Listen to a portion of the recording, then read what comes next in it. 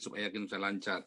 Para nabi bertemu dengan Allahnya, ya. Ini saya mungkin satu summary, ya. Saya Joseph Paulus Sang, apologet Kristen. Coba kita lihat dari Adam bagaimana Allah pertama kali melakukan perjumpaan dengan manusia adalah ketika Elohim menghembuskan nafasnya kepada Adam. Ya, Allah itu bukan nama ya, tetapi title saja. Allah orang Israel, Allah Filistin, Allah Amalek, Allah Arab, Allahnya orang Bali, Allahnya orang India, Allahnya orang Yunani, sama ya. Jadi bukan nama ya, karena Yesus pun di zaman sebelum Muhammad lahir ceprot sudah disebut Allah Yesus. Anda bisa lihat di Al-Maidah 72 bahwa Yesus pun dipanggil Allah oleh orang-orang Kristen di Arab. Kemudian ketika Elohim melakukan perjumpaan dengan manusia bernama Adam ini, ia diberi kuasa untuk memerintah dunia, mengelola dunia dan memerintah dunia. Oke, yang lain saya mute dulu, mohon maaf.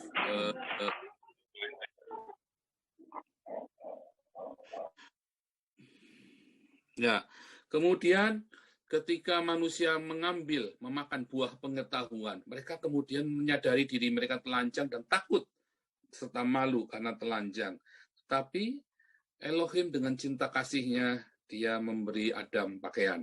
Kita lihat ayatnya ya, Kejadian 1 ayat 28. Allah memberkati mereka, lalu Allah berfirman kepada mereka, beranak cuculah dan bertambah banyak, penuhilah bumi dan taklukkanlah itu, berkuasalah atas ikan-ikan di laut dan burung-burung di udara, dan atas segala binatang yang merayap di bumi. Ya, terus Kejadian 2 ayat 7, ketika itulah Tuhan Allah membentuk manusia itu dari debu tanah dan menghembuskan, ditiup ya, gitu ya, nafas hidup ke dalam hidungnya, demikianlah manusia itu menjadi makhluk yang hidup, ditiup hidungnya ya, begitu kasihnya kepada manusia sehingga ada mencium, ya kan, ditiup ke hidungnya kan. Kalau di Allahnya Islam, meniupkan rohnya ke vaginanya Maria, kalau Allahnya Islam. Ya, itu oral seks ya, meniup vagina itu kan oral seks kan. Nah, tapi kalau Allahnya Kristen meniup ke hidung, meniup nafas, beda ya.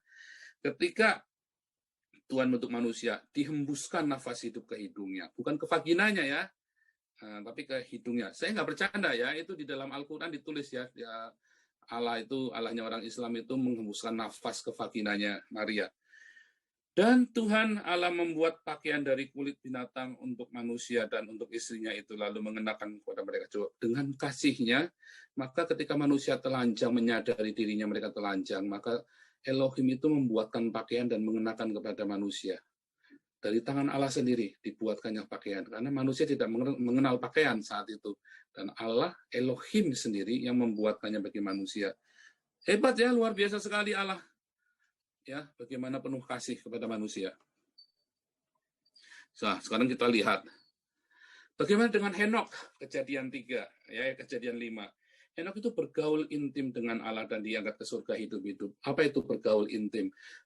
Hubungan Allah dengan manusia seperti hubungan suami istri, ya, dikatakan di dalam Alkitab. Nanti Anda lihat Paulus mendeskripsikan bahwa hubungan Kristus dengan jemaat, hubungan suami istri adalah hubungan Kristus dengan jemaatnya. Sama nanti di Wahyu pernikahan anak domba, bukan Yesus menikah dengan Maria Magdalena, itu blow on banget tuh Ustadz Nandar itu ya, sama Ustadz yang bilang Yesus menikah sama Maria Magdalena. Karena di dalam kitab Wahyu itu, Wahyu menuliskan bahwa Yesus itu menikah dengan jemaatnya, yaitu kita semua. Bukan menikah koitus titit masuk ke vagina, bukan. Tetapi itu ada sebuah hubungan, relasi.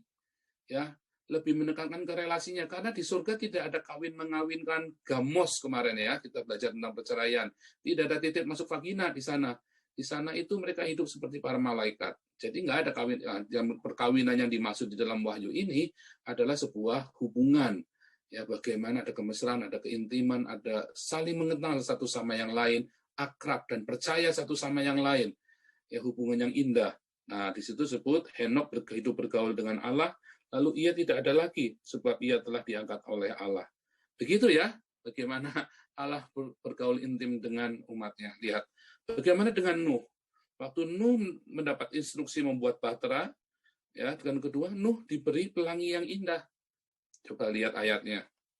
Inilah riwayat Nuh. Nuh adalah seorang yang benar dan tidak bercela di antara orang sezamannya, dan Nuh itu hidup bergaul dengan Allah, sama seperti Henok tadi ya, bergaul dengan Allah. Ya, ada keintiman, ada bergaul dengan Allah, luar biasa sekali. Nah, kalau Anda lihat, jika busur itu ada di awan, maka aku akan melihatnya sehingga aku mengingat perjanjianku yang kekal antara Allah dan segala makhluk yang hidup, segala makhluk yang ada di bumi. Elohim sendiri bicara kepada Nuh, dan Elohim sendiri bergaul intim dengan Nuh, sama seperti Henok tadi ini ya, sama seperti Henok, bergaul intim. Jadi ada keakraban, gitu ya. Lihat bagaimana dengan Abraham. Abraham waktu bertemu pertama kali Allah memperkenalkan diri kepada Abraham. Diberi mimpi yang indah, diberi janji yang indah, mereka bahkan duduk makan bersama dan diajak rundingan masalah nasibnya Sodom dan Gomora. Luar biasa ya. Lihat, ketika itu Tuhan menampakkan diri kepada Abraham dan berfirman, aku akan memberikan negeri ini dan kepada keturunanmu, maka dirikan di situ mesbah bagi Tuhan yang telah menampakkan diri kepadanya. Mesbah ya, bukan Ka'bah, tapi mesbah. Kemudian datanglah firman Tuhan kepada Abraham dalam satu penglihatan, janganlah takut, Abraham, akulah perisaimu, upahmu akan sangat besar. Jadi menampakkan diri dalam penglihatan, ya, menampakkan diri ya. Terus ada dalam penglihatan juga. Kemudian lihat, Kejadian 18 ayat 5. Biarlah ku ambil sepotong roti supaya tuan-tuan segar kembali. Kemudian bolehlah tuan-tuan meneruskan perjalanannya. Sebab tuan-tuan telah datang ke tempat hambamu. Jawab mereka, perbuatlah seperti yang kau katakan itu. Kalau Anda lihat, nanti ternyata mereka ini adalah Sang Yehova Elohim sendiri. Ya. Terus, berpikirlah Tuhan, apakah aku akan menyembunyikan kepada Abraham? Lihat, mau diajak diskusi masalah Sodom dan Gomora. Kalau lihat Anda pasal 18 ayat 17 ini tentang Sodom dan Gomora ya, maka Tuhan ngajak rundingan, dan bahkan Abraham pun diajak rundingan. Bagaimana dengan Yakub? Sama, diberi mimpi yang indah melihat tangga ke surga dan bergumul dengan malaikat dan diberkati. Lihat, maka bermimpilah ia di bumi dan didirikan sebuah tangga yang ujungnya sampai ke langit dan tampaklah malaikat-malaikat Allah turun naik di tangga itu. Kejadian 28 ya. Dan kemudian lalu tinggallah Yakub seorang diri dan seorang laki-laki bergulat dengan dia sampai fajar menyingsing. Ketika orang itu melihat bahwa ia tidak dapat mengalahkannya, ia memukul sendi pangkal Yakub sehingga sendi pangkal itu terpelecok ketika ia bergulat dengan orang itu. Lalu kata orang itu, biarkanlah aku pergi karena fajar telah menyingsing. Sahut Yakub, aku tidak akan membiarkan engkau pergi jika engkau tidak memberkati aku. Pegang sama Yakub kuat-kuat karena Yakub tahu itu adalah malaikat Allah. Ya. Jadi pegang kuat-kuat sama si Yakub itu. Karena Yakub sedang ketakutan dan dia mencari pegangan kan, dia mencari sesuatu supaya dia punya kekuatan menghadapi kakaknya yang mau membunuh dia. Nah, malaikat Tuhan itu datang dan Yakub bergumul dengan malaikat itu sampai pagi. Dan ketika malaikat itu mau pergi, nggak boleh sama Yakub, kamu harus berkati aku dulu. Begitu ya. Nah, coba kita lihat Musa. Nah, tadi dari Adam, Henok, Nuh, Abraham, Yakub. Nah, sekarang Musa. Musa melihat Yehova Elohim dalam semak belukar yang menyala. Dan dalam guruh dan awan kemuliaan yang dahsyat, bahkan berjumpa muka dengan muka ya. Coba lihat. Lalu ia berfirman, janganlah datang dekat-dekat, tanggalkanlah kasutmu dari kakimu, sebab tempat di mana engkau berdiri itu adalah tanah yang kudus. Dan terjadilah pada hari ketiga, pada waktu terbit fajar, ada guruh dan kilat dan awan padat di atas gunung dan bunyi sangkakala yang sangat keras, sehingga gemetarlah seluruh bangsa yang ada di perkemahan. Jadi mereka menyaksikan hukum Taurat itu turun ya di Gunung Sinai itu, orang-orang 2 juta orang Israel ini. Ulangan 34, seperti Musa yang dikenal Tuhan dengan berhadapan muka, tidak ada lagi nabi yang bangkit di antara orang Israel, dan seterusnya. Jadi Musa itu berhadapan muka dengan muka ya, dengan Yehova Elohim. Nah, kita lihat lagi, Yosua, malaikat datang dan memberikan ketabahan hati. Ya, Yosua 5 ayat 13-14. Ketika Yosua dekat Yeriko, ia melayangkan pandangnya, dilihatnya seorang laki-laki berdiri di depannya dengan pedang terhunus di tangannya. Yosua mendekatinya dan bertanya kepadanya, kawankah engkau atau lawan? Jawabnya, bukan, tetapi akulah panglima bala tentara Tuhan.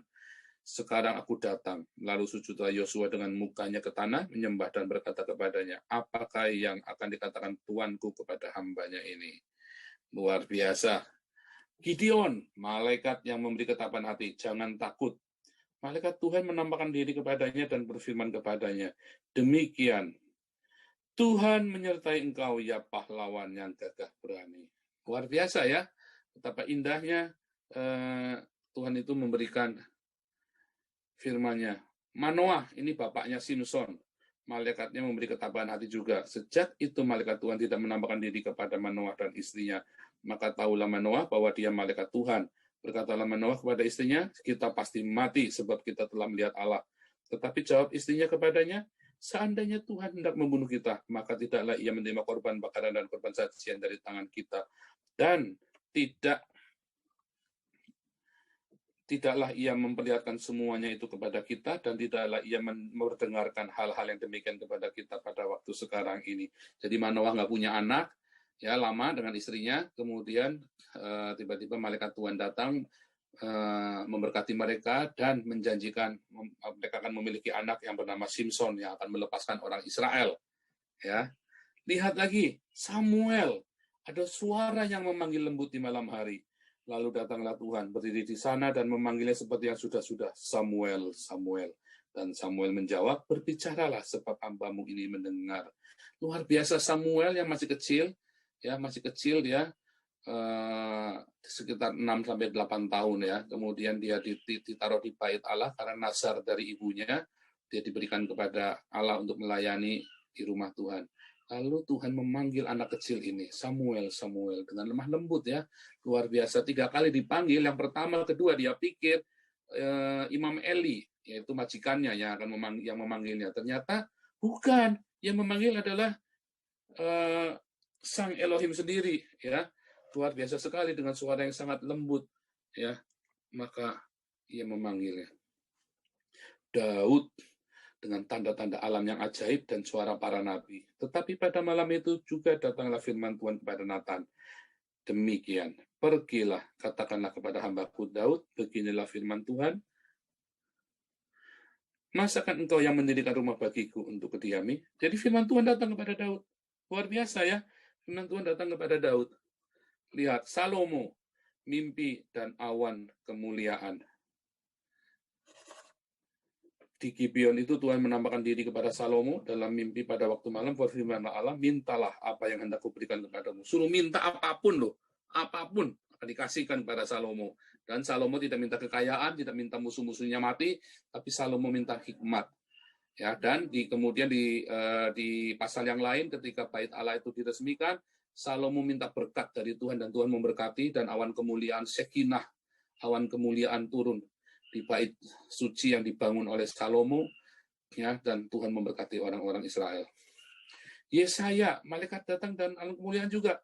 Lihat, dalam tahun matinya Raja Uzia, aku melihat Tuhan duduk di atas tahta yang tinggi dan menjulang, dan ujung jubahnya memenuhi bait suci. Terus Yesaya ketakutan, dia bilang, lalu kataku, celakalah aku binasa, sebab aku ini seorang yang najis bibir, dan aku tinggal di tengah-tengah bangsa yang najis bibir. Namun mataku telah melihat Sang Raja, yakni Tuhan semesta alam. Tetapi seorang dari serafim itu terbang mendapatkan aku, di tangannya ada bara yang diambilnya dengan sepit ya dari atas mezbah. Ia menyentuhkan kepada mulutku serta berkata, lihatlah, lihat, ini telah menyentuh bibirmu, maka kesalahanmu telah dihapus dan dosamu diampuni. Ya, seketika takut, tapi seketika juga diberikan kekuatan, penghiburan. Jangan takut, lihatlah. Ya, jangan takut, lihatlah, jangan takut, lihat, disucikan. Luar biasa, Tuhan itu datang kepada para nabi itu ya. Yeremia, malaikat juga datang dalam awan kemuliaan, lalu Tuhan mengulurkan tangannya menjamah mulutku, mulutnya Yeremia.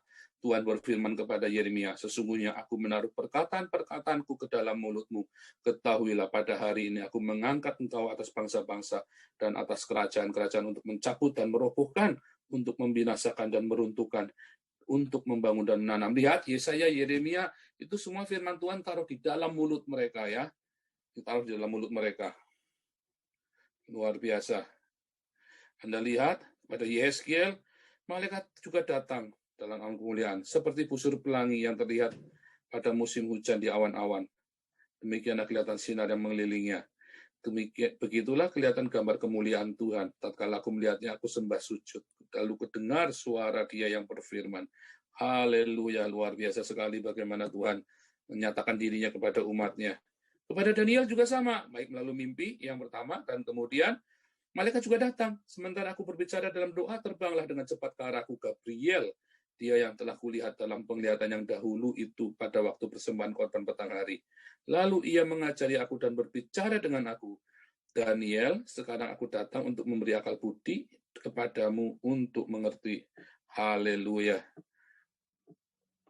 Kepada Imam Zakaria, bapaknya Yohanes Pembaptis, ya, malaikat juga datang, dan Zakaria dibuat bisu karena nggak percaya. Ya, tetapi waktu malaikat datang, coba apa yang dikatakan? Maka tampaklah kepada Zakaria seorang malaikat Tuhan berdiri di sebelah kanan mezbah pembakaran ukupan.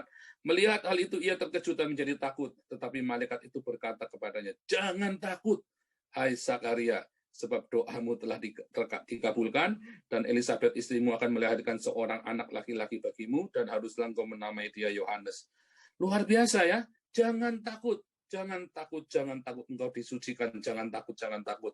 Berkali-kali malaikat selalu berkata kepada orang yang takut, mengapa orang takut? Karena sesuatu yang baru, sesuatu yang ilahi, mereka nggak terbiasa, kita manusia ketemunya dengan yang daging. Tapi ketika sesuatu yang ilahi itu datang, ia selalu berkata, jangan takut. Lihat Maria dan Yusuf, malaikat datang melalui mimpi dan juga ya. Tapi juga dalam wujudnya, ketika malaikat itu masuk ke rumah Maria, ia berkata, salam hai engkau yang dikaruniai Tuhan menyertai engkau. Luar biasa ya.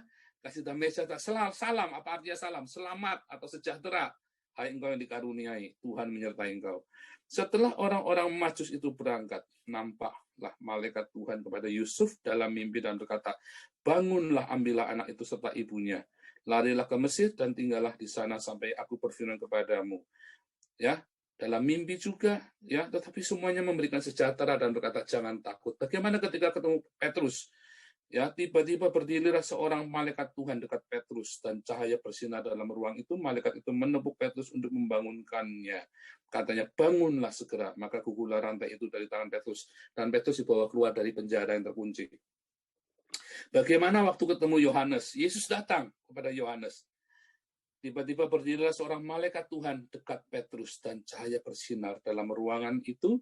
Malaikat itu menepuk Petrus untuk membangunkannya, katanya, bangunlah segera. Oh, sorry ya, ini yang beda, sorry. Ini yang Yohanes saya ada kelewat nih, sebentar. Yang Yohanes ini saya kelewat. Oke, kita baca sekarang Yohanes ini, kita buka di dalam Wahyu ya. Ini saya kelewat nih. Di dalam Wahyu 1 ayat ke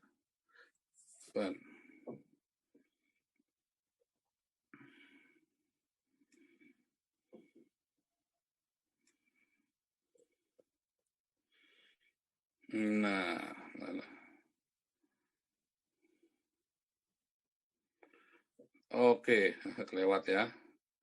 Kita lihat ya kepada Yohanes. Ketika aku melihat dia, tersungkurlah aku di depan kakinya. Sama seperti orang mati, saking takutnya ya. Tetapi ia meletakkan tangan kanannya di atasku, lalu berkata, jangan takut. Jangan takut. Aku adalah yang awal dan yang akhir, yang hidup. Aku telah mati, namun lihatlah aku hidup sampai selama-lamanya. Dan aku memegang segala kunci maut dan kerajaan maut. Wah, luar biasa ya. Apa? Jangan takut. Nah, bentar, saya masukkan dulu soalnya buat saya kasih ke yang lain juga ya. Oke. Nah, luar biasa. Jangan takut. Ya, bukan ditakut-takutin, tapi bilang apa? Jangan takut, bukannya malah takut-takutin. Lihat bagaimana dengan Paulus. Paulus itu berjumpa dengan Yesus menjadi buta karena ia menganiaya orang Kristen, ya. Dan ia disembuhkan dari kebutaannya, lalu malaikat juga datang kepadanya dan berkata, jangan takut. Lihat, dalam perjalanannya ke Damsyik, ia sudah dekat kota itu, tiba-tiba cahaya memancar dari langit mengelilingi dia. Ia rebah ke tanah dan kedengaranlah olehnya suatu suara yang berkata kepadanya, Saulus, Saulus, mengapakah engkau menganiaya aku? Lihat, yang pasal 27, karena tadi malam seorang malaikat dari Allah, yaitu dari Allah yang aku sembah, sebagai miliknya. Ia berdiri di sisiku dan dia berkata, jangan takut, Paulus. engkau harus menghadap kaisar, dan sesungguhnya oleh karunia Allah, maka semua orang yang ada bersama-sama dengan engkau di kapal ini akan selamat karena engkau. Jangan takut, jangan takut, jangan takut, jangan takut. Bagaimana ketika Tuhan Yesus menjumpai saya? Ia berkata, jangan takut. Ketika saya merasa najis, saya merasa berdosa, saya merasa hina, ya. Tapi Roh Kudus berkata, jangan takut. Luar biasa ya. Jangan takut, jangan takut, jangan takut.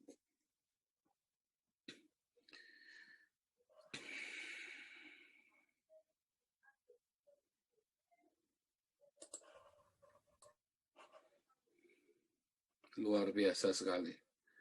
Luar biasa. Jangan takut. Itu firman Tuhan.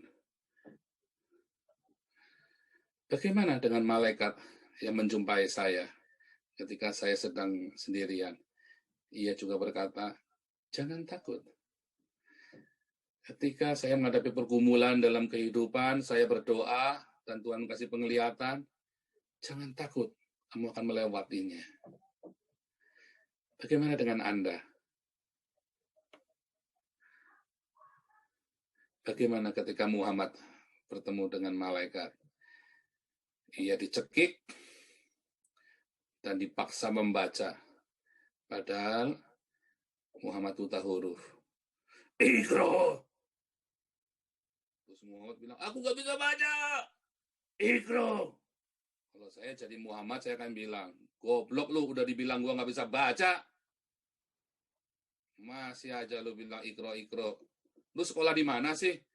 Lu tahu nggak? Saya nggak bisa baca, nggak pernah sekolah. Dan sampai matinya Muhammad nggak bisa baca tulis. Ketakutan senantiasa saat bertemu Jibril. Ia sembunyi di bawah selimut. Ada surat Muhammad yang artinya selimut, ya.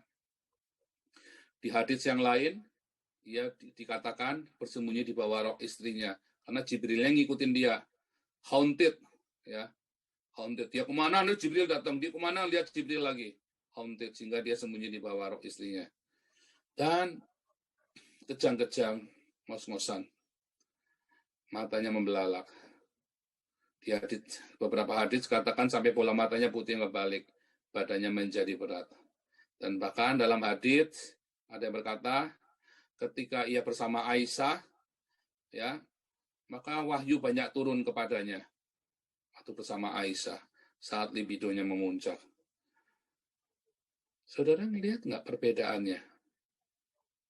Bagaimana malaikat Tuhan bertemu dengan Adam sampai ke para rasul dan ketemu dengan saya, dan bagaimana malaikat Tuhan bertemu dengan Muhammad.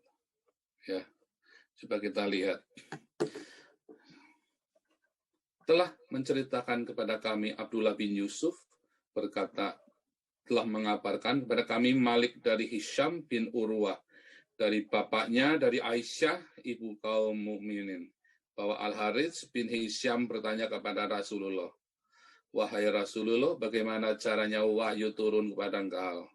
Maka Rasulullah menjawab, terkadang datang kepadaku seperti suara gemerincing lonceng, dan cara ini yang paling berat buatku. Lalu terhenti sehingga aku dapat mengerti apa yang disampaikan. Dan kadang datang malaikat menyerupai seorang laki-laki lalu berbicara kepadaku. Maka aku ikuti apa yang diucapkannya. Aisyah berkata kepadaku, sesungguhnya aku pernah melihat turunnya wahyu kepada beliau pada suatu hari yang sangat dingin lalu terhenti. Dan aku lihat dahi beliau mengucurkan keringat, keterangan tentang cara turunnya wahyu, dan seterusnya. Ya, dalam hadis Imam Muslim dan Imam Tirmidzi. Bukhari juga ada, ya.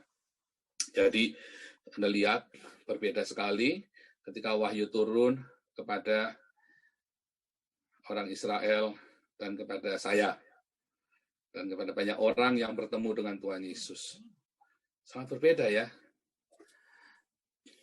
Hadis ini menjelaskan betapa kita perkataan berat yang dimaksud dalam surat Al-Muzammil, mencakup berat dalam arti hakiki, bukan hanya maknawi. Jadi benar-benar berat, ya. Apabila Rasulullah menerima wahyu saat berada di atas tunggangannya, ontanya, maka bagian perut onta itu akan menempel ke tanah. Artinya onta itu tak sanggup menahan beban Rasulullah yang sedang menerima wahyu, sehingga ia terduduk sampai perutnya menempel tanah. Entah apa yang sedang terjadi saat itu, tetapi dari Adam sampai dengan para rasul, ketika wahyu itu turun, nggak ada yang seperti ini. Ini memang khusus. Sampai keringetan, sampai ngos-ngosan, sampai itu tadi ya, ketakutan. Lihat ya. Terkadang wahyu datang seperti suara lonceng. Seperti suara lonceng. Di hadits yang lain, lonceng itu adalah musiknya setan. Ya kalau Anda lihat ya Muhammad hadits tentang lonceng, itu adalah musiknya setan. Mengerikan sekali. Jadi menyamakan wahyu itu dengan suara musiknya setan.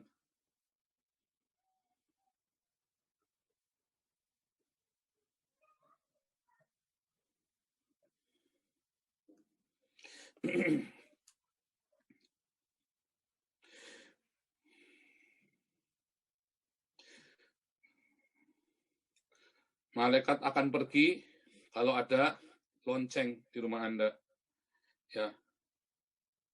Lihat dalam hadisnya Bukhari, diriwayatkan Muslim dalam sahihnya, sahih Muslim berarti ini ya. Muslim 2113 dari Abu Hurairah radhiyallahu anhu, sesungguhnya Rasulullah sallallahu bersabda, para malaikat tidak akan menemani seseorang yang di dalamnya ada anjing dan lonceng. Terus mendingan saya share aja ya, nanti kita share ya. Lihat, Muhammad juga kedinginan.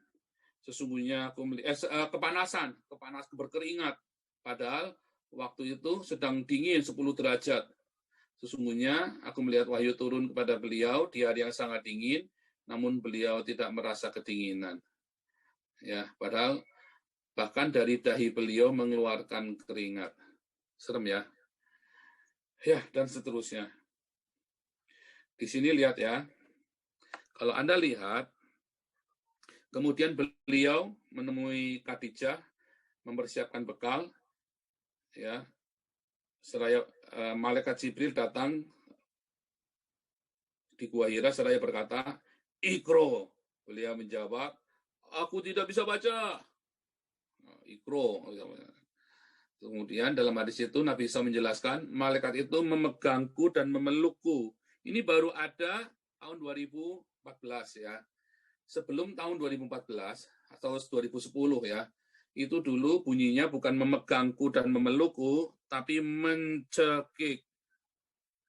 Nah, karena mereka dibully di Facebook, maka hadisnya dirubah, diganti memegangku dan memelukku. Tapi setahu saya dari dulu sampai guru agama Islam saya, waktu saya SMP dan SMA, bilangnya itu dicekik. Ya, dicekik. Nah, kemudian tiba-tiba ganti, ya karena sering dibully, ya kan, Muhammad dicekik. Dan berkata lagi, Iqra, 3 kali coba. Ya, bacalah 1, bacalah 2, 3 kali. 3 kali Iqra. Padahal Muhammad nggak bisa baca. Ya, dan 3 kali dicekek. Ya, ini bahasa aslinya itu cekek dulu, dicekik. Karena dirubah, ya. Bacalah. Gitu ya. Kemudian keadaan gelisah dan ketakutan. Selimuti aku, selimuti aku. Yang kalau di dalam hadis yang pernah saya baca, dia sembunyi di bawah roknya Khadijah. Ketakutan. Ya selimuti aku, selimuti aku. Itu ya. Siramkanlah air dingin ke tubuhku. Itu persis kalau orang-orang gereja Pentakosta itu ngusir setan nggak keluar-keluar, maka orangnya disiram air dingin. Gitu ya. Siram air dingin orangnya. Lihat lagi.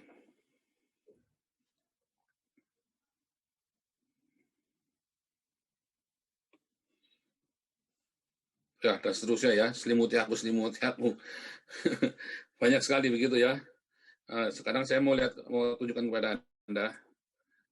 Tujuan saya adalah supaya Anda berhati-hati dengan fenomena penyesatan yang dilakukan oleh para ustadz. Anda bisa lihat itu, ya, dari atas tadi yang saya bacakan ya.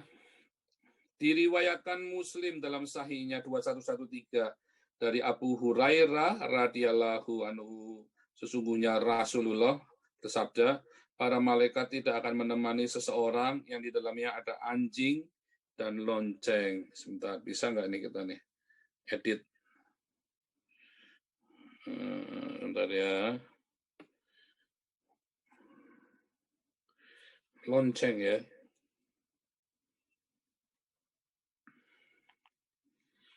Mudah-mudahan kelihatan.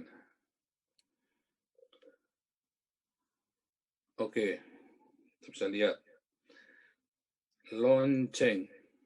Ya, bisa kasih merah tuh. Kemudian, Imam Muslim meriwayatkan dalam Abu Hurairah 2114, Rasulullah bersabda, lonceng itu serulingnya setan. Ya, An-Nawawi rahimahullah mengatakan lonceng itu dikatakan sebab larinya malaikat, menyerupai gong. Ya, tadi sama ya, Muhammad waktu terima wahyu itu seperti lonceng. Jadi dia sedang cerita bahwa dia itu sedang terima wahyu dari setan. Sangat berbeda dengan apa yang ada di dalam Alkitab Yahudi dan Kristen. Bagaimana indahnya perjumpaan dengan Tuhan. Manusia berdosa ketemu Tuhan, dia akan mati. Kecuali ia berkenan untuk ditemui, maka ia akan memberikan kasih karunia-Nya kepada kita. Sehingga kita tidak mati. Dan kita tidak perlu ketakutan, haunted, ya sehari-harian sampai sembunyi di bawah rok istrinya. Kita nggak perlu. Luar biasa Tuhan kita itu. Oke, saya akan stop share screen. Semoga bisa kelihatannya dari layar Anda. Hal itu tidak usah mengherankan sebab iblis pun menyamar sebagai malaikat terang. Malaikat terang, tadi kalau dalam 2 Petrus 2 ayat 4, kita kembali lagi 2 Petrus 2 ayat 4. Malaikat terang yang di dalam gua. Siapakah malaikat terang yang di dalam gua? Ada yang bisa menjawab? Ya, 2 Petrus 2 ayat 4. Sebab jikalau Allah tidak menyayangkan malaikat-malaikat yang berbuat dosa, tetapi melemparkan mereka ke dalam neraka dan demikian menyerahkannya ke dalam gua-gua yang gelap untuk menyimpan mereka sampai. Siapa malaikat yang di dalam gua? Ada yang bisa jawab? Malaikat yang di gua? Jibril ya, di gua Hira. Loh, tapi Yesus kan juga bisa menyamar, iblis bisa menyamar menjadi Yesus. Mana ada? Nggak ada ayatnya iblis menyamar jadi Yesus. Dengar namanya aja lari terbirit-birit. Tidak ada iblis bisa menyamar jadi Yesus, nggak ada ayatnya. Tidak ada ayat iblis menyamar menjadi Yesus.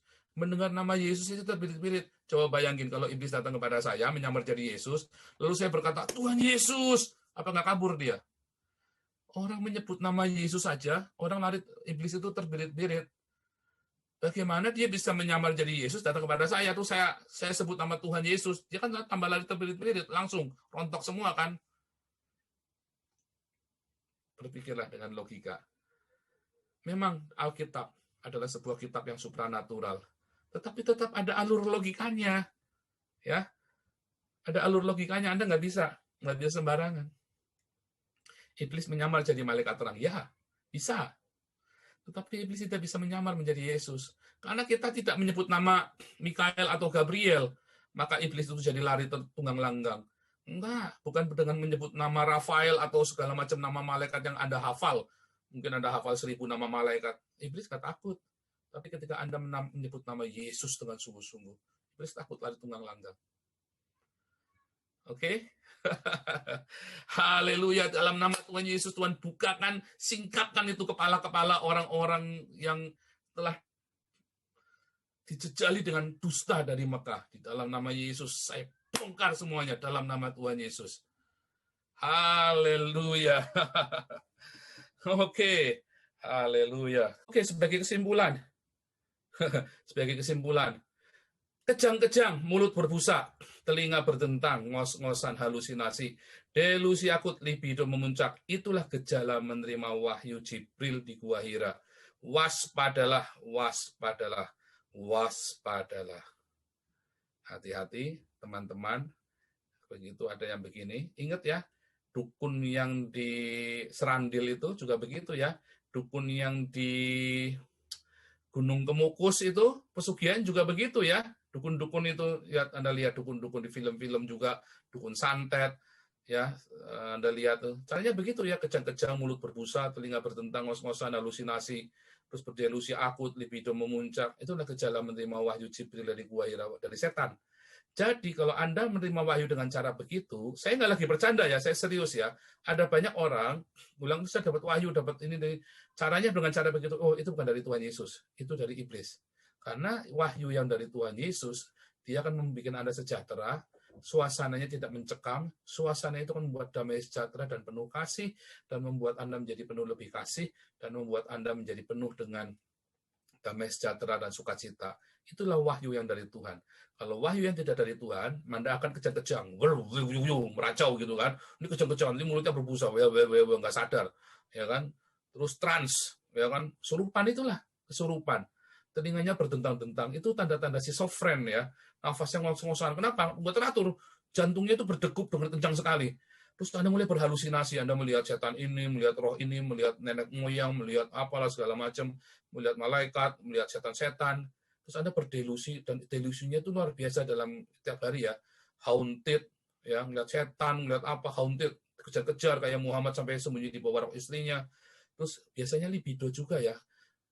Perdukunan selalu melekat erat dengan perjinahan.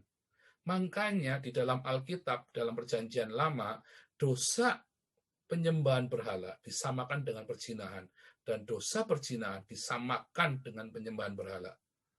Ya, itulah gejala menerima wahyu dari setan yang ada di Gua Hira.